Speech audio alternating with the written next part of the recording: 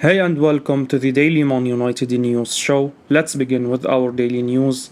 Casemiro disappoints in full Man United debut versus Real Sociedad. Manchester United summer signing Casemiro had a frustrating full debut on Thursday night as the club suffered a 1-0 home defeat to Real Sociedad. The Red Devils went into the Europa League game after 4 successive wins, and it was anticipated that they would extend the run against the La Liga outfit. However, they simply lacked the cutting edge in the final third, with just 3 shots on target. Sociedad eventually won the game with a controversial penalty. While United will feel aggrieved by the referee's decision, there should be no excuses for the performance, which was far from perfect at Old Trafford. Erik Ten Hag made as many as 6 changes from the Arsenal win, and Casemiro was one of those handed his chance to impress. Having been restricted to cameos, there have been many questions why Scott McTominay has continued to start over Casemiro in the league, but yesterday's performance probably gives the explanation. Casemiro was far from his vintage best. He completed just 77% of his passes while winning just 4 out of 10 duels. He was dispossessed on 13 occasions. For a world-class player of his caliber, he was off his high standards yesterday. Casemiro should have fared better against Sociedad, whom he has faced plenty of times.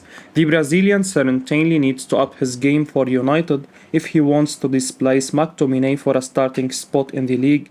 The latter has picked under pressure this term.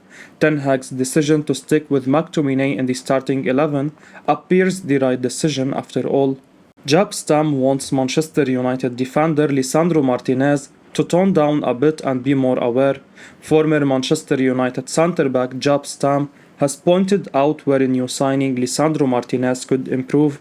The ex-Red Devil feels the Argentine needs to tone down a bit with his aggression. Martinez arrived at the Old Trafford side from Ajax during the transfer window. The 24-year-old reunited with Erik Ten Hag in Manchester. Since then, he has started every game in the Premier League and put in solid displays. Speaking to Bet365, Stam, who played at United for 3 seasons, does feel that Martinez's height could be an issue. However, the Dutch national has been impressed with aspects of the 24-year-old's game. He is a good player. I knew as soon as he arrived, people in the UK would talk about his height. That can be an issue as a centre-back, not being so tall, but he's shown his quality over here in the national team and in the Champions League. As a player, he is very comfortable on the ball. You can see he is trying to find these passes in between lines, Stam said. Martinez instantly became a key member for Ten Hag in his starting lineup. However, the Argentine did not have the best of starts to his United career. The Red Devils lost first 2 games of the 22-23 campaign. The results against Brighton and Hove Albion and Brentford were shocking, and in the game against the Bees, some people pointed fingers at Martinez, who seemingly had a difficult time dealing with the physicality of the player. However, the team and the Argentine centre-back have made up for it with their performances lately. The 24-year-old had shown aggression and tenacity, but Stam wants the former Ajax star to be smart about it. Stam went on to add, defensively, he's very aggressive. Sometimes he needs to be a little bit more aware of his opposition, not get caught or be too aggressive. But that's the thing you learn in the Premier League and what you learn playing against the big teams, better players than what he was used to in Holland, and that's what he's picking up. Diogo Dalot reveals option to leave Manchester United for AC Milan after loan spell in 2021 season. Manchester United right back Diogo Dalot has revealed the potential of a permanent switch to AC Milan after his loan spell in the 2021 campaign. However, the Portugal international ended up staying with the Red Devils. Dalot signed for United in the summer of 2018 from FC Porto.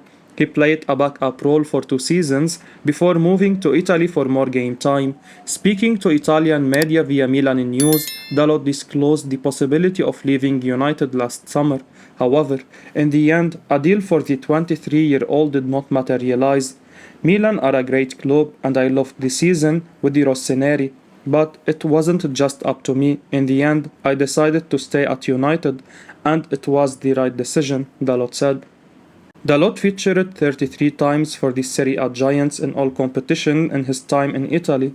The Portugal international was a key member of the Milan squad. Upon his return to England, Dalot initially returned to being a backup behind Aaron Wan-Bissaka. However, after the dismissal of Ole Gunnar Solskjaer and the arrival of Ralf Rangnick, the 23-year-old saw his stock rise in the Red Devils squad. Dalot is a mainstay now at the club. The Portugal international credits his development to his time in Milan. He reminisced about his time with the Rossoneri positively, and his fortunes in Manchester have changed as well. If I am a better defender, I owe it to Milan. Italian football is different from the Premier League, and I had to adapt in just 1 year, and playing in Serie A has helped me a lot. Over the past 2 years here in Manchester, the minutes have increased and, consequently, so has self-esteem. Dalot has started every single game in the Premier League this season for the Red Devils. While United got off to a shaky start, the team have found their feet once again, and the Portugal international has put in impressive performances. Diogo Dalot feels ability to speak Portuguese has helped him link up with Manchester United forward Antony. New Manchester United signing Antony made his debut starting against Arsenal, and his partnership with Diogo Dalot on the right-hand side was noticeable. The 23-year-old attributes their understanding to the ability to speak Portuguese. The Red Devils signed the Brazilian from Ajax for big money just before the end of the summer transfer window. The forward reunited with Erik in Manchester. Antony was put straight into the action as the Gunners visited Old Trafford. Speaking to United's official website, Dalot feels the Brazilian is going to be an important player for the Red Devils. The lack of a language barrier has helped the pair bond. I think he will help us a lot. Obviously, having the ability to speak Portuguese with him makes it a little bit quicker and easier to speak with him. I think the connection between him and every player has to be the same. We want to keep that connection between each other because we know that we are going to need every player to be successful this season, Dalot said. Antony had a dream start to his United career. The Brazilian started against table toppers Arsenal, who had gone unbeaten till then. We broke the deadlock in the 35th minute as the debutant scored past Aaron Ramsdale. The Brazilian showed glimpses of his dribbling and tricky in the game as well. Antony had Dalot for support, who was playing as the right back. Hopefully, United are able to continue their winning run in the league and the Dalot-Antony partnership can thrive. Gary Neville slams Manchester United for panic buy during the summer transfer window. Manchester United legend Gary Neville has slammed the club's hierarchy for irrationally spending money during the summer transfer window. The former Red Devil is of the opinion that the management rushed into buying players when they were under pressure. Erik was afforded 6 fresh faces to his squad.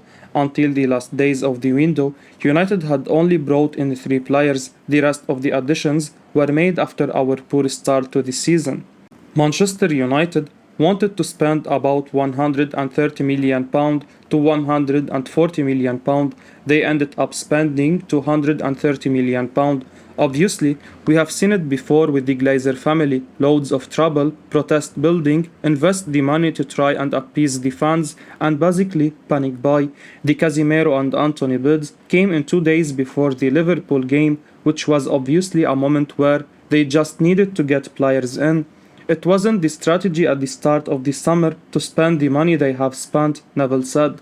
While the signings United have made were evidently necessary, the amount spent on getting the players has been a point of contention for some. Some supporters could argue that the club has paid over the top. Most of the additions made during the summer have impressed so far. Hopefully, they can continue performing well. This weekend's Premier League games cancelled following the Queen's death.